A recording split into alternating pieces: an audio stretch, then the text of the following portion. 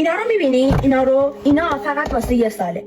خوندنشون که هیچی، حتی نگاه کردن بهشون با آدم استرس میده. میدونیم ما سر خوندن این کتابا چه بلاهایی سرمون اومد، سر استرس نمره هامون چه چیزایی رو تحمل کردیم. از ریزشمون گرفته اینا تمام از سرمون ریخت. خب معده درد گرفتیم، موهامون سفید شد، تنگی نفس گرفتیم و خیلی چیزای دیگه. ولی ای کاش اینا حداقل به دردمون میخوردین 12 سال. حداقل یه کلمش یه جایی توی زندگیمون به دردمون میخورد. دریغ از اینکه یه کوچولوش یه کلمش به درد آیندهمون بخوره. خواستم بهت بگم نه واسه اینا نه گریه کن، نه استرس بکش، نه حال خودتو بد کن، چون اینا قرار نیست آینده تو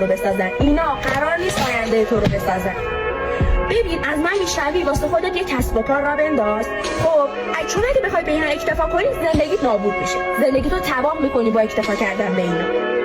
به ما هیچی یاد ندادم بهمون، هیچی. تو پیجم چیزایی رو میگم که حرف دل خیلی هست. دوست داشتی پیجم رو داشته باشی.